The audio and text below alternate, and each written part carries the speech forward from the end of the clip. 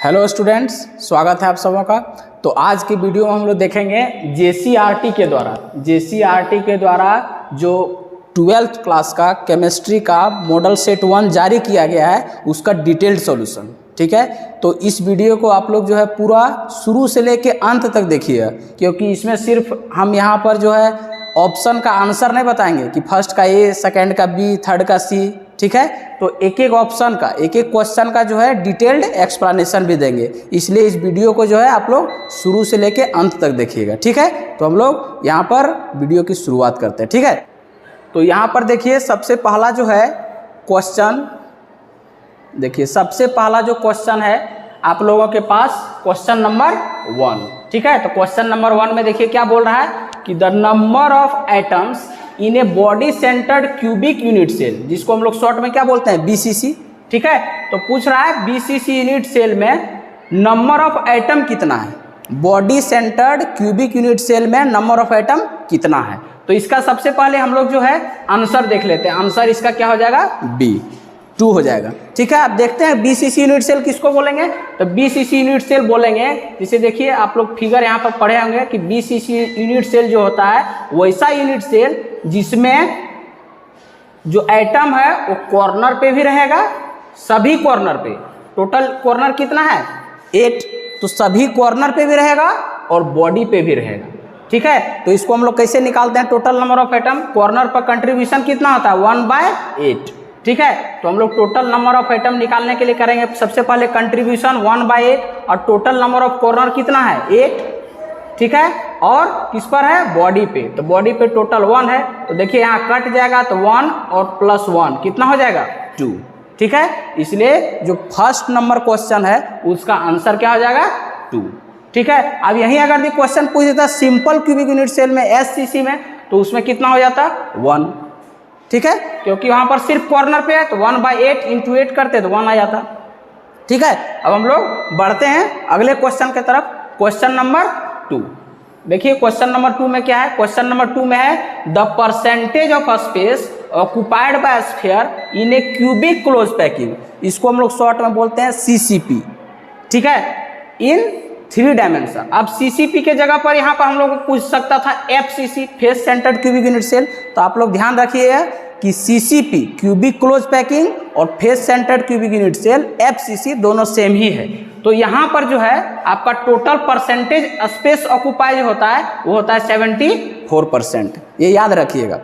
ठीक है, आपका देखिए यहाँ पर थोड़ा बता देते हैं, एससीसी में जो है वो हो जाएगा 52.4%, एफसीसी में जो होता है वो हो जाएगा कितना 74%, और बीसीसी में जो होता है वो हो जाएगा 68%।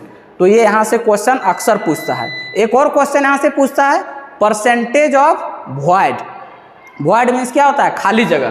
तो आप लोग क्या कीजिएगा, जो इसका आपका जो यहाँ पर देखिए जो पैकिंग एफिशिएंसी है, जैसे सिंपल क्यूबिक यूनिट सेल का 52.4 है, तो परसेंटेज ऑफ वॉइड पूछेगा तो 100 में इसको घटा देना है। एफसीसी में अगर परसेंटेज ऑफ वॉइड पूछेगा तो 100 में 74 घटा देना है, तो कितना हो जाएगा 26। ठीक है, उसी तरह बीसीसी में अगर परसेंटेज ऑफ वॉइड पूछेगा तो 100 - 68। तो यहाँ ऐसे कर भी क्वेश्चन पूछ देता है। यहाँ पैकिंग एफिशिएंसी पूछा है तो परसेंटेज ऑफ वॉइड करके भी यहाँ क्वेश्चन पूछ देता है, तो आप लोग इस चीज़ को भी यहाँ ध्यान रखिएगा, और क्वेश्चन यहाँ पर अराइज हो गया है। ठीक है, अब बढ़ते हैं अगले क्वेश्चन की तरफ, क्वेश्चन नंबर 3। क्वेश्चन नंबर 3 देखिए किससे है, कौन सा चैप्टर से, सॉल्यूशन से। ठीक है, तो देखते हैं क्वेश्चन। क्वेश्चन क्या है, molarity of an aqueous solution containing 40 gram of NaOH, NaOH क्या है, sodium hydroxide, in 2 litre of solution.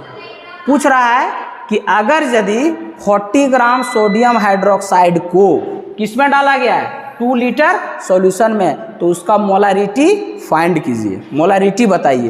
तो सबसे पहले क्वेश्चन सॉल्व करने के लिए, न्यूमेरिकल सॉल्व करने के लिए, कोई भी न्यूमेरिकल अगर देता है तो उसका सबसे पहले कंसेप्ट आना चाहिए। यहाँ हम लोग को मोलरिटी पूछ रहा है तो मोलरिटी सबसे पहले फार्मूला आना चाहिए। ठीक है, तो मोलरिटी का फार्मूला क्या होता है, यहाँ शॉर्ट में लिखेंगे N/V।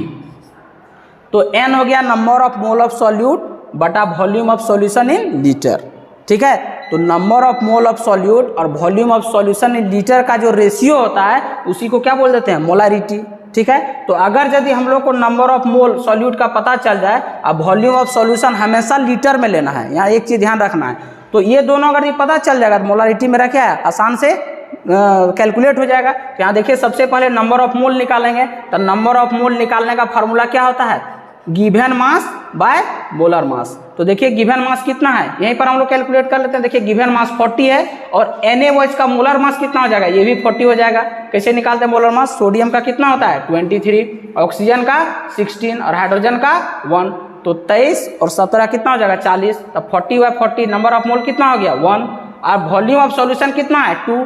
तो यहाँ मोलारिटी जब हो जाएगा तो कितना हो जाएगा 1/2, इसको डिवाइड करेंगे 0.5 m, तो 0.5 मेरा कहाँ है, तीसरा के ए ऑप्शन में। तो तीसरा नंबर क्वेश्चन का जो ऑप्शन ए है वो करेक्ट हो जाएगा। ठीक है, बढ़ते हैं अगले क्वेश्चन की तरफ। क्वेश्चन नंबर 4 देखिए, क्वेश्चन नंबर 4 है। क्वेश्चन नंबर 4 में क्या है, EMF of a cell with nickel and copper electrode will be. तो ये जो क्वेश्चन है वो आपका इलेक्ट्रोकेमिस्ट्री से है, ठीक है, न्यूमेरिकल है, ज़्यादातर यहीं से क्वेश्चन पूछता है। तो हम लोग को क्या पूछा है, EMF। देखिए यहाँ पर इलेक्ट्रोड पोटेंशियल दिया हुआ है।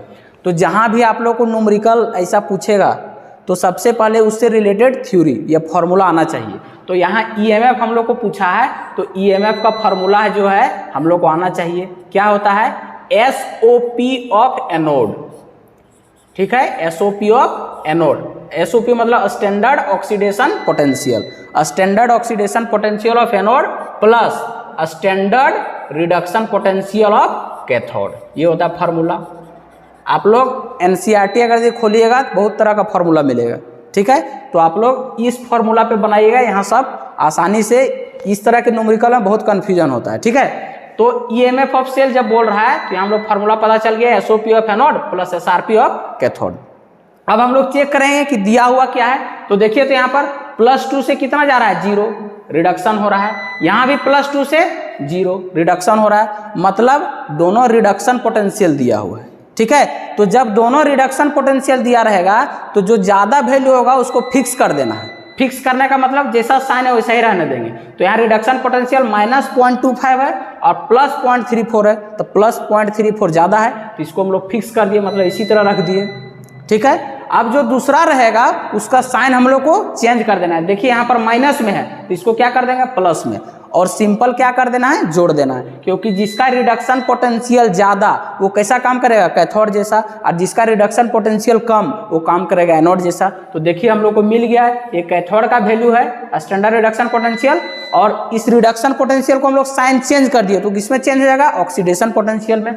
तो ऑक्सीडेशन पोटेंशियल निकेल का जो हो गया 0.25 हो गया प्लस में। अब सिंपल क्या करना है, जोड़ देना है। तो देखिए SOP कितना आ गया 0.25, अब प्लस कर देंगे कितना 0.34, तो जोड़ दीजिए 5 और 4 9, 3 और 2 5 प्लस 0.59। तो किस ऑप्शन में है, ऑप्शन नंबर ए में है, ठीक है। तो इसमें जब भी इस तरह का क्वेश्चन जनरली पूछता है इस फार्मूला को आप लोग ध्यान में रखिए। जब भी दोनों सेम वैल्यू दिया है, रिडक्शन पोटेंशियल ज़्यादा फिक्स कर दिए, दूसरा साइन चेंज कर दिए, सिंपल जोड़ दीजिए। जब भी ऑक्सीडेशन पोटेंशियल दोनों दिया रहेगा तो ज़्यादा वाला फिक्स करके दूसरा साइन चेंज करके जोड़ देना है, सिंपल इसमें यही करना है। बढ़ते हैं अगला क्वेश्चन की तरफ, क्वेश्चन नंबर 5। देखिए क्वेश्चन नंबर 5 में क्या है, catalyst used in Haber's process. Haber's process में किस कैटलिस्ट का यूज होता है, तो आप लोग को पता है, ये P ब्लॉक में भी पढ़ना है और सरफेस केमिस्ट्री में भी दिया हुआ है। तो हैबर्स प्रोसेस क्या होता है, अमोनिया का formation N2 + 3H2 gives 2NH3। Nitrogen और हाइड्रोजन से अमोनिया का जो प्रिपरेशन होता है, फॉर्मेशन होता है, उसी को बोलते हैं हम लोग हैबर्स प्रोसेस। और हैबर्स प्रोसेस में आपका जो कैटलिस्ट यूज होता है वो होता है आयरन, ठीक है। तो ये आपको P ब्लॉक में भी मिलेगा। और सरफेस केमिस्ट्री में जब कैटलिस्ट पढ़ेंगे, होमोजीनियस कैटलिस्ट और हेट्रोजीनियस कैटलिस्ट, तो ये किसका एग्जांपल हो जाएगा, हेट्रोजीनियस कैटलिस्ट का। यहाँ पर थोड़ा देख लीजिए, हेट्रोजीनियस कैटलिस्ट किसको बोलते हैं, जब रिएक्टेंट और कैटलिस्ट दोनों का फेज अलग अलग हो तो उसको बोलते हैं हेट्रोजीनियस कैटलिस्ट। तो ये आपको है दोनों जगह मिलेगा, सरफेस केमिस्ट्री में भी और P ब्लॉक में भी। तो इसमें देखिए आयरन मेरा किस ऑप्शन में, ऑप्शन नंबर ए में, ठीक है। तो 5 का option number A is correct. फिर उसके बाद बढ़ते हैं हम लोग आगे 6 नंबर क्वेश्चन की तरफ। क्वेश्चन नंबर 6 में देखिए, which of the following is an ore of iron. Iron का क्या ओर है, ये एक्सट्रैक्शन ऑफ मेटल से है, ठीक है। तो देखिए आपका है फर्स्ट में हेमेटाइट, बी में कैसीट्राइट, सी में डोलोमाइट और डी में है बॉक्साइट। तो ये आपको याद रहेगा, तभी ये आंसर टिक हो पाएगा। ठीक है, तो हेमेटाइट जो है इसका आंसर जो हो जाएगा, आयरन का जो ओर है हेमेटाइट, Fe2O3। ठीक है, इसका क्या हो जाएगा Fe2O3, हेमेटाइट इसी को बोलते हैं। तो देखिए Fe किसका सिंबल है, आयरन का। तो हम लोग को हमको जवाब मिल गया कि आयरन का जो ओर है वो क्या है, कौन है, हेमेटाइट। अब यहीं पर देखिए बहुत सारा क्वेश्चन बन सकता था। कैसीट्राइट का फॉर्मूला क्या आ जाता है, SnO2। अगर यही क्वेश्चन पूछ देता कि which of the following is an ore of tin, तो SnO2, टीन का सिंबल क्या आता है, Sn, स्टेनम, इसका जो लैटिन नेम हो गया। ठीक है, तो यहाँ दूसरा क्वेश्चन बन सकता था। अब देखिए यहाँ पूछता तीसरा क्वेश्चन, डोलोमाइट किसको बोलते हैं, ये मैग्नीशियम और कैल्शियम का कार्बोनेट है, MgCO3.CaCO3। तो यहाँ पर अगर क्वेश्चन पूछ देता कि which of the following is an ore of magnesium, तो आंसर क्या हो जाता है, सी। ठीक है, और डी में देखिए आपका बॉक्साइट है, बॉक्साइट किसका ओर होता है, Al2O3.2H2O। यहाँ अगर पूछ देता है एल्युमिनियम का ओर कौन है, तो आंसर हो जाता है डी। तो देखिए आपका एक ऑब्जेक्टिव एक है 6 नंबर, लेकिन यहाँ 4 ऑब्जेक्टिव बन गया है। हेमेटाइट पूछा, हेमेटाइट किसका ओर है, आयरन का। कैसीट्राइट किसका हो गया, टीन का। डोलोमाइट किसका हो गया, मैग्नीशियम या फिर कैल्शियम का, जनरली मैग्नीशियम का ही हम लोग यूज करते हैं। एल्युमिनियम का और कौन हो गया, बॉक्साइट। ठीक है, तो इस तरह से आप लोग जो है हर एक ऑप्शन को डिटेल्ड तरीके से पढ़िएगा, तो एक एक ऑप्शन में एक एक क्वेश्चन बनेगा आपका। ठीक है, बढ़ते हैं अगले क्वेश्चन की तरफ। क्वेश्चन नंबर 7, देखिए क्वेश्चन नंबर 7 में क्या है, the role of a catalyst is to change. एक किसका क्वेश्चन है, सरफेस केमिस्ट्री का। यहाँ पूछ रहा है कैटलिस्ट का क्या रोल है, तो कैटलिस्ट क्या करता है, रेट ऑफ रिएक्शन को बढ़ा देता है। कैटलिस्ट का डेफिनेशन क्या हो गया, the substance which increase the rate of reaction without involving itself. अपने को बिना रिएक्शन में पार्टिसिपेट किए हुए रिएक्शन के रेट को क्या करता है, बढ़ा देता हो गया कैटलिस्ट। तो देखिए यहाँ क्या किसको चेंज करता है कैटलिस्ट, तो आप लोग ग्राफ देखे होंगे, इस तरह का ग्राफ देखे होंगे। तो देखिए ये जनरल जो है रिएक्शन इस तरह से मान लेते हैं, ये रिएक्टेंट है, ये प्रोडक्ट है। तो कैटलिस्ट क्या करता है, इस तरह से देखते हैं यहाँ पर, इसका पाथ चेंज कर देता है रिएक्शन का। तो ये हम लोग को पता है कि इंटरनल एनर्जी से यहाँ अपेक्स तक जाएंगे तो हो गया threshold energy, total internal plus activation. और यहाँ मान लेते हैं इतना इंटरनल एनर्जी है, तो ये हो गया आपका एक्टिवेशन एनर्जी। तो देखिए एक्टिवेशन एनर्जी के अमाउंट को क्या करता है, वो घटा देता है कैटलिस्ट। ठीक है, तो यहाँ पर देखिए रोल ऑफ कैटलिस्ट क्या हो गया, role of catalyst to change activation energy, जिसका सिंबल क्या होता है, EA। ठीक है, तो कैटलिस्ट क्या करता है, एक्टिवेशन एनर्जी को घटा देता है। ठीक है, बढ़ते हैं हम लोग अगले क्वेश्चन की तरफ। क्वेश्चन नंबर 8 क्वेश्चन नंबर 8 में क्या है, which of the following is independent from temperature. ये जो क्वेश्चन है वो किस चैप्टर से, सॉल्यूशन से। ठीक है, तो पूछ रहा है कि टेम्परेचर पर कौन इंडिपेंडेंट होगा, टेम्परेचर पर डिपेंड नहीं करेगा। तो आप लोग अगर पढ़े होंगे तो ये रटा भी है, मोलालिटी। ठीक है, थोड़ा कंसेप्ट में जाएंगे तो देखिए मोलारिटी क्या हो गया, N/V। मोलालिटी क्या हो गया, number of mole by mass of solvent in kg। Normality क्या हो गया, number of gram equivalent of solute present in 1 litre of solution. तो देखिए इसका जो कंसेप्ट है इंडिपेंडेंट ऑफ टेम्परेचर वाला, इसमें जनरली क्या करता है, ये बहुत क्वेश्चन पूछता है। तो आप लोगों को ध्यान रखना है कि जिसके भी फॉर्मूला में वॉल्यूम रहेगा, अब वॉल्यूम क्या होता है, टेम्परेचर अफेक्टेड होता है। ठीक है, टेम्परेचर से अफेक्ट करता है, मतलब उससे घटता बढ़ता है। ठीक है, तो जहां भी जिसके भी फॉर्मूला में वॉल्यूम रहेगा वो टेम्परेचर पर डिपेंडेंट रहेगा। और मास क्या करता है, टेम्परेचर पर डिपेंड नहीं करता है। तो देखिए मोलालिटी में होता है number of mole of solute by mass of solvent in kg। तो यहाँ मास है, अब मास जो है टेम्परेचर पर डिपेंड नहीं करता है। तो 8 का ऑप्शन बी जो हो जाएगा वो हो जाएगा करेक्ट। ठीक, बढ़ते हैं अगले क्वेश्चन की तरफ। क्वेश्चन नंबर 9 में देखिए क्या है, the molar conductivity of an electrolyte increases. ये क्वेश्चन किससे है, इलेक्ट्रोकेमिस्ट्री चैप्टर से। ठीक है, तो देखिए मोलर कंडक्टिविटी, थोड़ा यहाँ पर आप लोगों को फॉर्मूला पता होगा, molar conductivity λm is equal to K into 1000 बटा मोलरिटी। मोलर कंडक्टिविटी λm क्या हो गया, मोलर कंडक्टिविटी। अब देखिए यहाँ बहुत तरह से क्वेश्चन पूछ सकता है।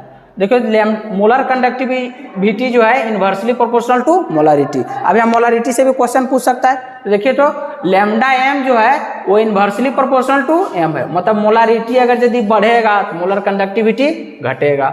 मोलारिटी अगर यदि घटेगा तो मोलर कंडक्टिविटी बढ़ेगा, लेकिन मोलारिटी से क्वेश्चन नहीं पूछा हुआ है, डाइल्यूशन से पूछा हुआ है। डाइल्यूशन मीन्स क्या होता है? पानी मिलाना।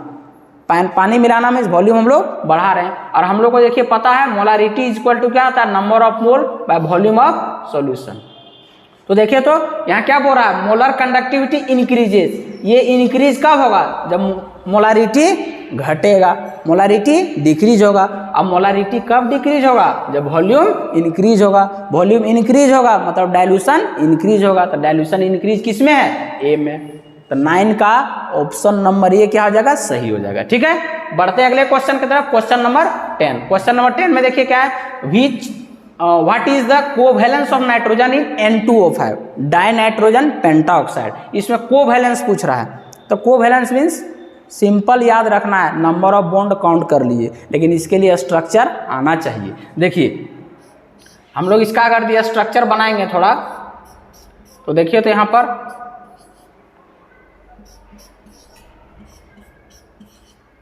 इस तरह से कुछ बनेगा। देखिए 2 2 4 1 5। तो यहाँ पर देखिए एक कोऑर्डिनेट बॉन्ड हो गया। तो हम लोग बॉन्ड काउंट कर लिए। देखिए 2 1 3 कोवैलेंट बॉन्ड हो गया और एक कोऑर्डिनेट बॉन्ड हो गया। कितना हो गया? 4। तो जहाँ भी कोवैलेंसी से रिलेटेड क्वेश्चन पूछेगा, स्ट्रक्चर आता है तभी बनेगा, नहीं तो रटा रटाया नहीं चलेगा। तो यहाँ टोटल काउंट कर लिए बॉन्ड 2 1 3 और 1 4। तो 4 किस में है? देखिए ऑप्शन नंबर डी में है। तो 10th का जो ऑप्शन नंबर डी हो जाएगा वो क्या हो जाएगा? करेक्ट। बढ़ते हैं अगले क्वेश्चन की तरफ।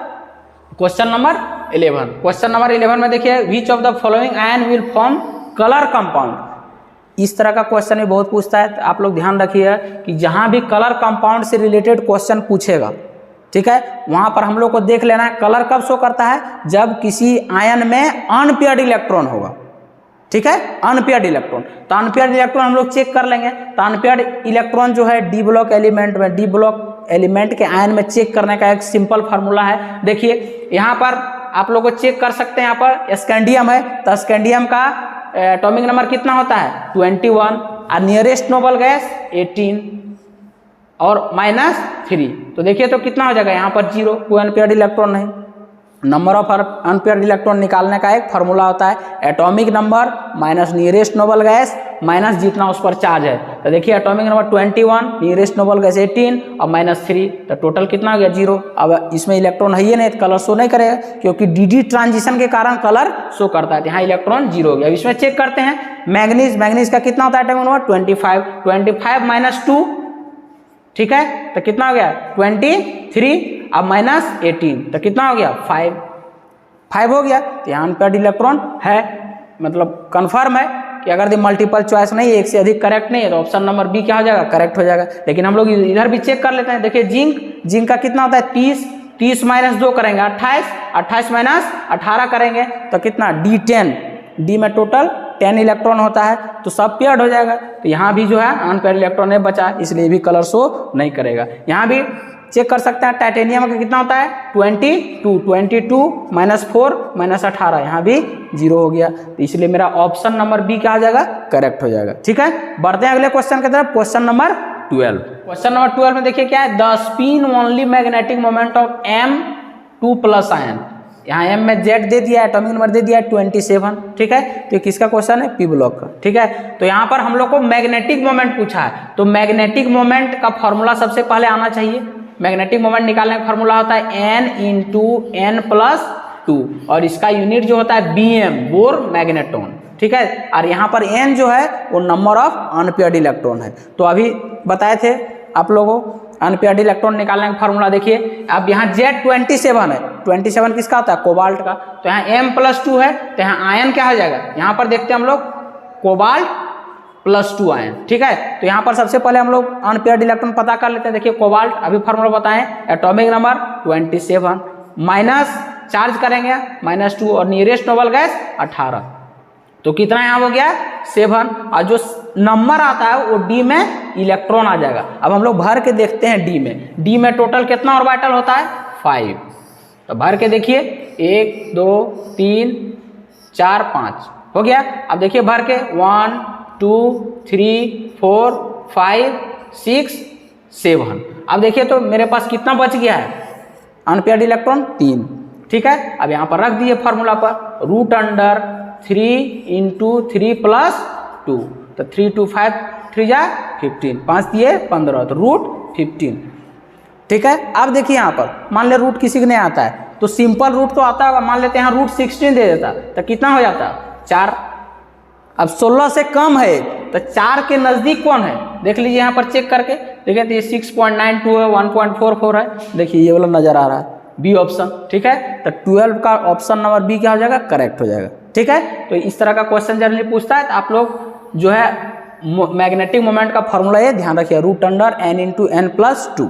ठीक, बढ़ते हैं अगले क्वेश्चन की तरफ, क्वेश्चन नंबर 13। देखिए क्वेश्चन नंबर 13 क्या है, identify the oxo acids in which P exist in +5 state.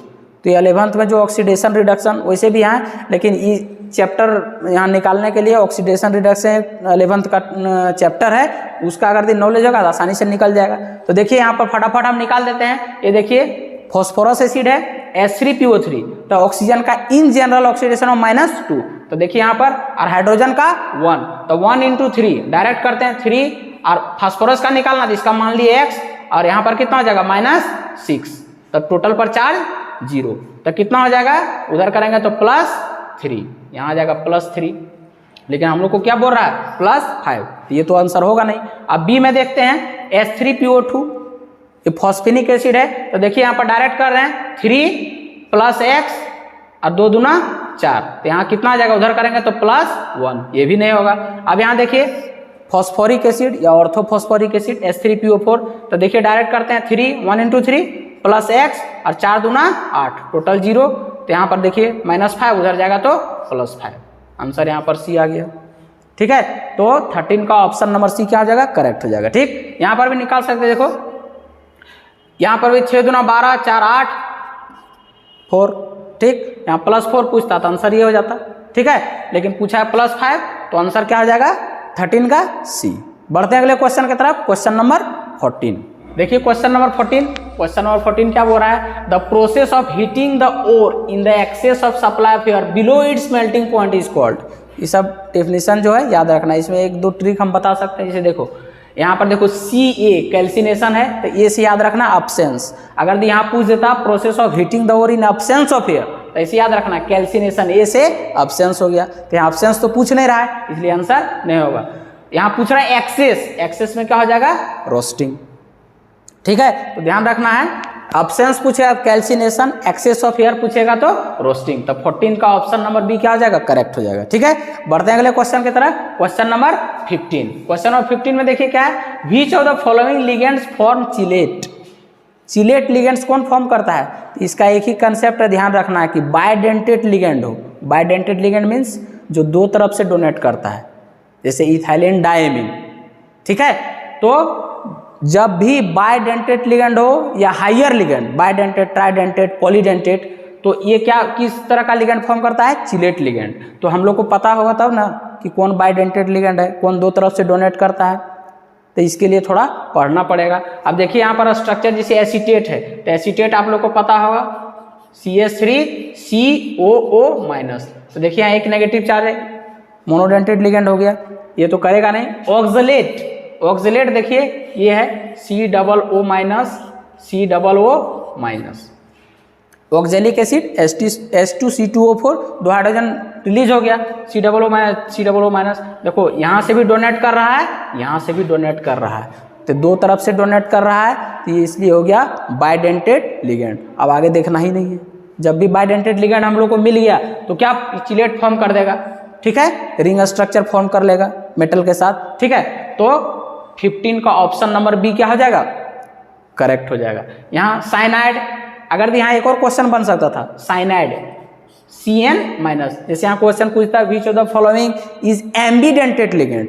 Ambidentate ligand या special type of monodentate ligand, लेकिन दो तरफ से डोनेट करता है, N से भी डोनेट कर सकता है, C से भी डोनेट कर सकता है। तो यहाँ क्वेश्चन अगर पूछता है which of the following is ambidentate ligand, answer क्या आता है साइनाइड CN-। ठीक है, अमोनिया NH3, ये तो मोनोडेंटेट लिगेंड हो जाएगा। देखो n पर एक लोन पेयर ऑफ इलेक्ट्रॉन, तो ये मोनोडेंटेट लिगेंड हो गया। तो यहाँ जो 15 का ऑप्शन नंबर बी क्या हो जाएगा, करेक्ट हो जाएगा। ठीक, बढ़ते हैं अगले क्वेश्चन की तरफ। Question number 16। क्वेश्चन नंबर 16 में देखिए क्या है, the number of halide ion इन, ये कॉम्प्लेक्स दिया हुआ है, विल बी। तो जहां भी इस तरह का क्वेश्चन पूछेगा तो ये क्या हो गया, देखो ये जो बड़ा ब्रैकेट है इसको बोलते हैं हम लोग कोऑर्डिनेशन स्फीयर। और कोऑर्डिनेशन कंपाउंड का एक खासियत होता है कि जो बड़ा ब्रैकेट के अंदर जितना भी स्पीसीज है वो सब बाहर घूमेगा फिरेगा नहीं। जब पानी में डालेंगे तो यही टूटेगा, सिर्फ इसके बाहर जो है ये माइनस और ये प्लस। तो देखिए तो कितना हैलाइड आयन आ रहा है, एक। तो आंसर क्या हो जाएगा इसका, 1। कहाँ पर है 1, डी में। ठीक, तो 16 का डी ऑप्शन जो हो जाएगा वो करेक्ट हो जाएगा। बढ़ते हैं अगले क्वेश्चन की तरफ। Question number 17। क्वेश्चन नंबर 17 देखिए, क्वेश्चन नंबर 17 में आसान क्वेश्चन है। देखिए 2CH3Br, ब्रोमो मीथेन है, 2 मॉलिक्यूल्स, रिएक्शन किसे कर रहा है, सोडियम से, in presence of dry ether. अब बना रहा है क्या, इथेन और NaBr अलग हो जा रहा है। तो ये तो हेलोएल्केन हेलोएरिन का क्वेश्चन है, एकदम आसान है। ये नहीं बना तो फिर क्या बनेगा, तो इसका आंसर जो हो जाएगा क्या हो जाएगा, उर्ज रिएक्शन। कहाँ उर्ज रिएक्शन, देखो ऑप्शन बी करेक्ट हो जाएगा। ठीक है, तो फ्रीडल क्राफ्ट रिएक्शन पूछता है यहाँ पर। तो फ्रीडल क्राफ्ट रिएक्शन हर एक ऑर्गेनिक केमिस्ट्री का जो चैप्टर है उसमें 5 रिएक्शन पढ़ना है, halogenation, nitration, sulphonation, Friedel craft alkylation और फ्रीडल क्राफ्ट एसाइलेशन। ठीक है, तो ये फ्रीडल क्राफ्ट रिएक्शन में फ्रीडल का अल्काइलेशन और एसाइलेशन दोनों आ सकता है। अल्काइलेशन में अल्काइल ग्रुप लग जाता है, एसाइलेशन में एसाइल ग्रुप लग जाता है। ठीक है, और ये तीनों जो हेलोएल्केन हेलोएरिन का उर्ज रिएक्शन में एल्केन बनेगा containing even number of carbon atom. फिटिक reaction में डाइफिनाइल बनता है।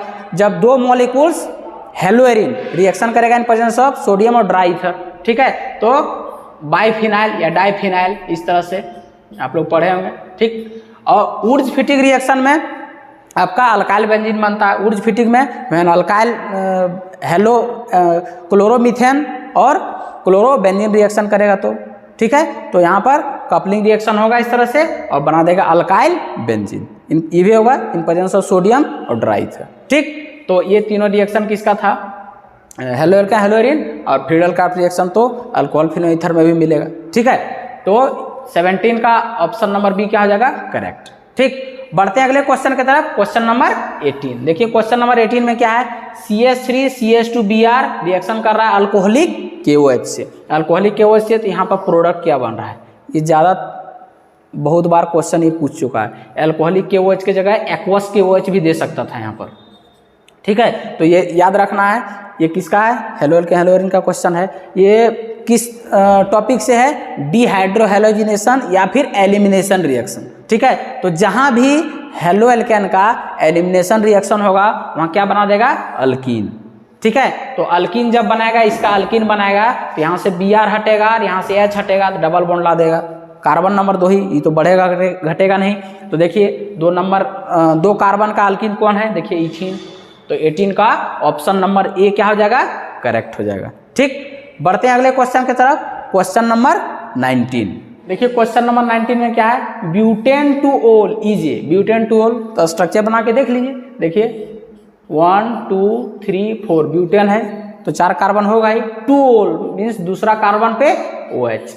तो देखिए तो कितना डिग्री अल्कोहल हो गया।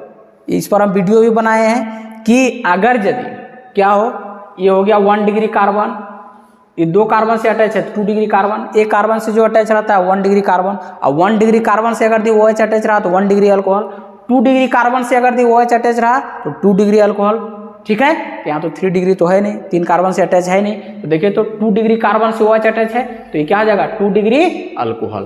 तो ऑप्शन बी क्या हो जाएगा, करेक्ट। ठीक, बढ़ते हैं अगले क्वेश्चन की तरफ। क्वेश्चन नंबर 20 देखिए, क्वेश्चन नंबर 20 में क्या है, इथानॉल है H2SO4 से रिएक्शन कर रहा है। तो यहाँ पर 443 केल्विन है, तो यहाँ पूछ रहा है ए क्या होगा। ठीक है, तो देखिए ये क्वेश्चन किससे है, अल्कोहल फिनॉल ईथर से।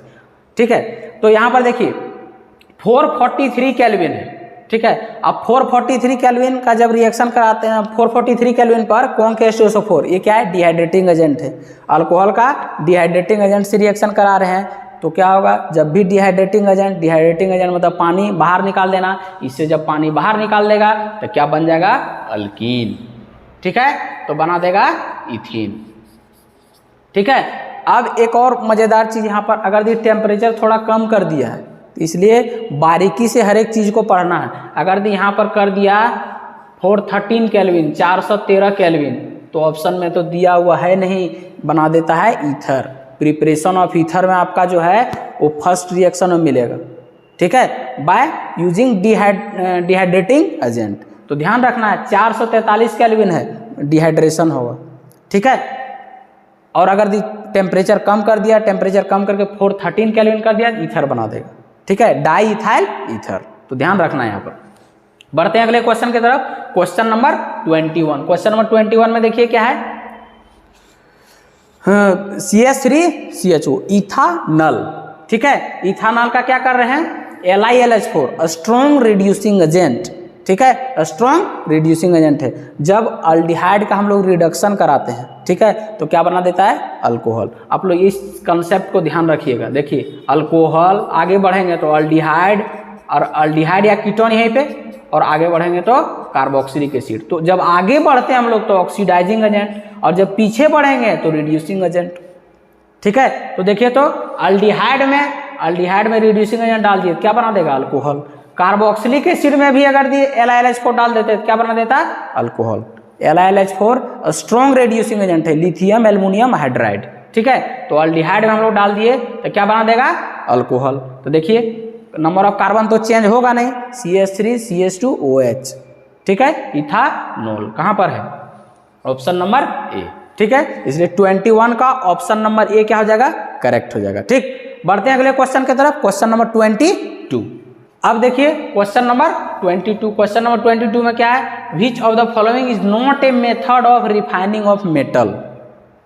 कौन सा मेथड जो है, ये याद रखने वाला चीज़ है, ठीक है। याद रहेगा तो आंसर आपका टिक मार्क होगा, नहीं तो नहीं होगा, ठीक है। तो इसमें पूछ रहा है कि इलेक्ट्रोलाइसिस, स्मेल्टिंग, पोलिंग और लिक्वेशन, इसमें से कौन जो है वो रिफाइनिंग ऑफ मेटल का मेथड नहीं है, ठीक है। इसमें कौन मेथड नहीं है, तो इसका जो आंसर हो जाएगा वो हो जाएगा बी, स्मेल्टिंग, ठीक है। इसमें केमिकल रिड्यूसिंग एजेंट के प्रेजेंस में और हीट करके हम लोग मेटल को जो ओर्स है उससे हम लोग मेटल निकालते हैं, ठीक है। लेकिन आपका जो इलेक्ट्रोलाइसिस है, पोलिंग है, लिक्वेशन है, इससे हम लोग क्या करते हैं, इस मेथड से हम लोग मेटल को प्यूरिफाई करते हैं, ठीक है, ओर्स के बाद जो मेटल मिलता है।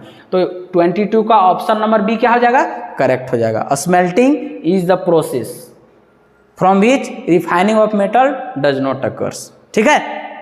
बढ़ते हैं अगले क्वेश्चन की तरफ, क्वेश्चन नंबर 23। क्वेश्चन नंबर 23 में क्या है, radio active disintegration is an example of, very very important, ठीक है। तो ये किस चैप्टर से, केमिकल काइनेटिक्स, ठीक है। NCERT में यही एग्जाम्पल दिया हुआ है कि फर्स्ट ऑर्डर रिएक्शन जो है और रेडियो एक्टिव डिसइंटीग्रेशन जितना भी होता है, ठीक है, सब किसका एग्जाम्पल है, फर्स्ट ऑर्डर रिएक्शन का। एकदम इसको याद कर लीजिएगा, ठीक है। जितना भी रेडियो एक्टिव डीके होता है सब किस ऑर्डर को फॉलो करता है, फर्स्ट ऑर्डर काइनेटिक्स को, ठीक है। तो यहाँ से एक और क्वेश्चन आया है तो बता देते हैं, यहाँ कभी कभी पूछ देता है ऐसे कि फर्स्ट ऑर्डर काइनेटिक इक्वेशन बताइए, ऑप्शन में रहेगा बहुत सारा, तो इसको भी याद रखना, K = 2.303/T log A/A-x, ठीक है। तो ये फार्मूला याद रखिए। इसमें यहाँ पर सब्जेक्टिव जब क्वेश्चन पूछेगा इसको डिराइव करने में दे देता है, इस बार का very very important question, first order kinetics और इसका हाफ लाइफ, ठीक। बढ़ते हैं अगले क्वेश्चन की तरफ, क्वेश्चन नंबर 24। देखिए क्वेश्चन नंबर 24 में क्या है, विच of the following is a diamagnetic in nature. देखिए अभी इसको सॉल्व किए थे कुछ देर पहले मैग्नेटिक मोमेंट निकालने के लिए, तो वहीं से पता चल जाएगा डायमैग्नेटिक मीन्स किसमें पेयर्ड इलेक्ट्रॉन होगा।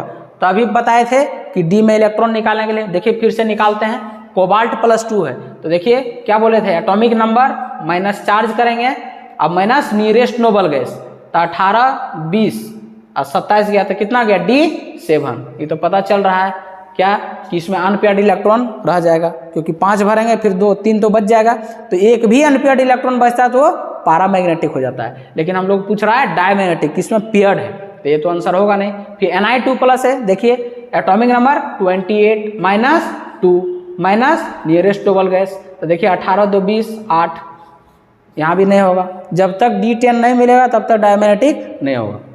सी में देखिए Cu2+ है, तो 29 -2 -18, देखिए यहाँ भी D9, ये भी नहीं होगा। अब देखिए Zn2+, तो 30 -2 -18, देखिए यहाँ 10 आ गया, और जो ये 10, 9 ये सब आता है वो डी में इलेक्ट्रॉन हो गया, तो D10 यहाँ आ गया। अब D10 आ गया मतलब साफ है क्या, डायमैग्नेटिक इन नेचर। तो 24 का ऑप्शन नंबर डी क्या हो जाएगा, करेक्ट हो जाएगा। ठीक, बढ़ते हैं अगले क्वेश्चन की तरफ। Question number 25। क्वेश्चन नंबर 25 में देखिए क्या है, ट्रांजिशन एलिमेंट। तो ये तो याद रखने वाला चीज़ है। ट्रांजिशन एलिमेंट हम लोग डी ब्लॉक एलिमेंट को बोलते हैं, क्योंकि इसका जो प्रॉपर्टी है एस ब्लॉक और पी ब्लॉक एलिमेंट के बीच में होता है, intermediate of the properties of S block and P block element. ठीक है, so the answer is transition element का जो आंसर हो जाएगा वो हो जाएगा सी, डी ब्लॉक एलिमेंट। ठीक, बढ़ते हैं अगले क्वेश्चन की तरफ। Question number 26। क्वेश्चन नंबर 26 में देखिए CH3 CH2I ethyl iodide KCN alcoholic है, पूछ रहा ऑप्शन ये क्या होगा। ठीक, तो यहाँ पर देखिए ध्यान दीजिए, KCN अल्कोहलिक है तो KCN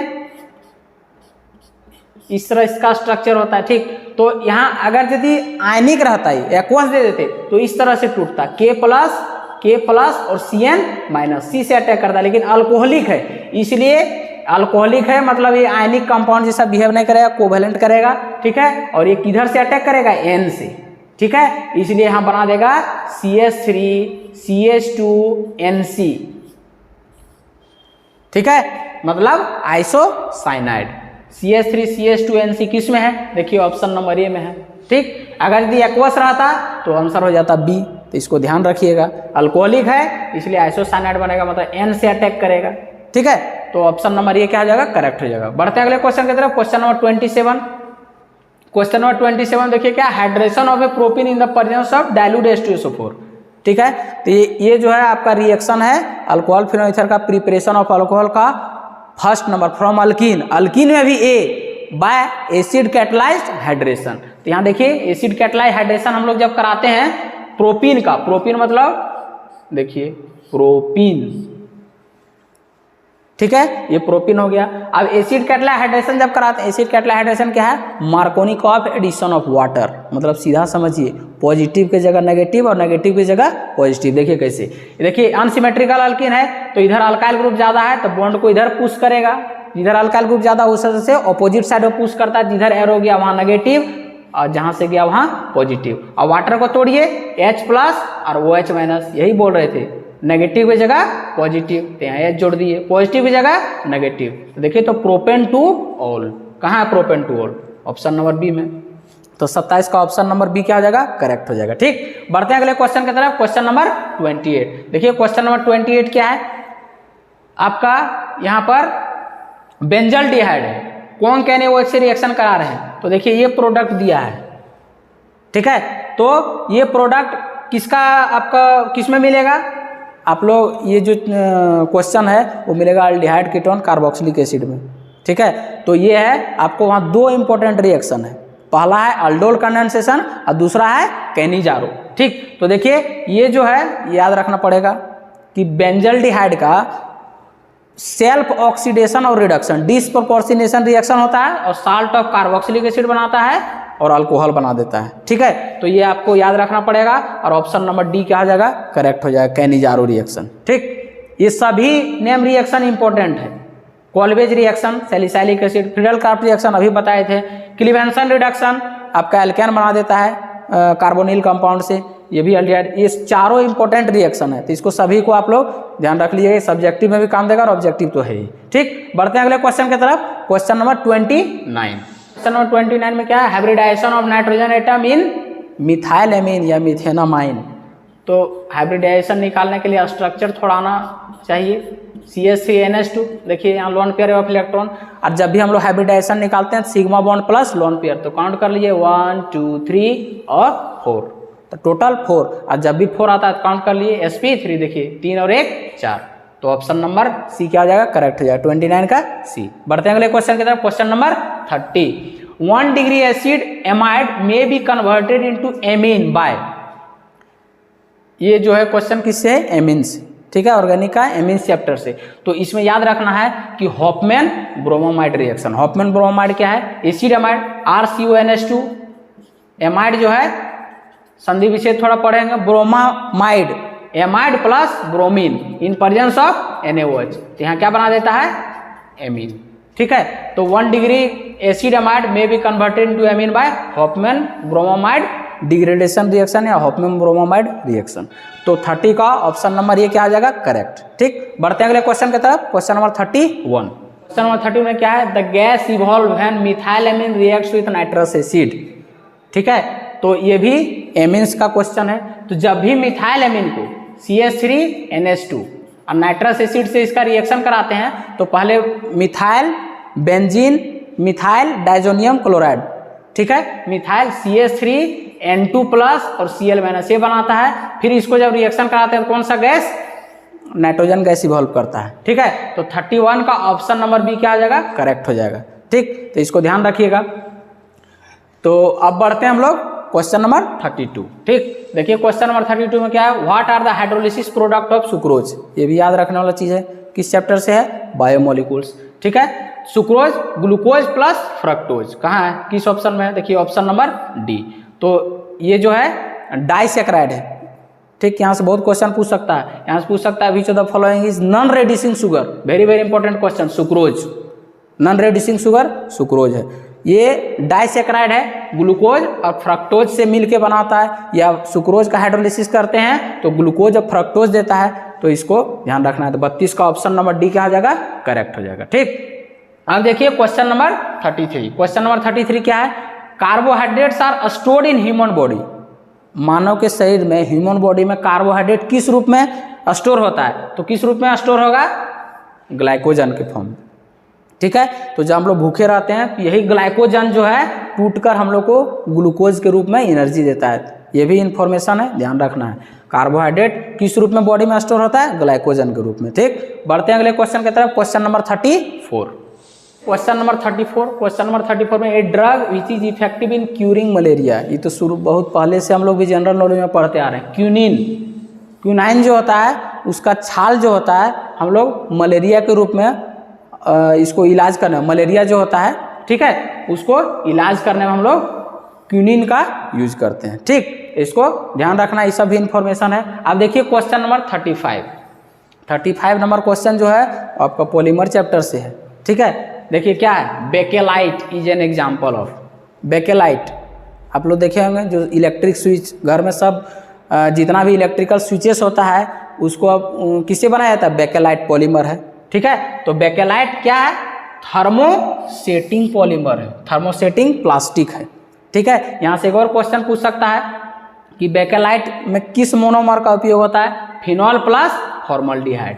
ठीक है, फिनॉल प्लस फॉर्मल्डिहाइड इसका यूज होता है। तो यहाँ पर ये तो पूछा नहीं है, तो किसका एग्जाम्पल है, इलास्टोमर, फाइबर, प्लास्टिक है, थर्मोसेटिंग। तो थर्मोसेटिंग कहने का मतलब ये हुआ कि अगर एक बार ये जल गया, जैसे देखते हैं स्विच या कोई कड़ा प्लास्टिक वाला जो बाल्टी जलने के बाद फिर पुनः उसको हम लोग रीगेन अपना स्टेट में, अपना पोजीशन में उसको रीगेन नहीं कर सकते। एक बार जल गया तो खत्म हो गया, वही गया थर्मोसेटिंग पॉलीमर।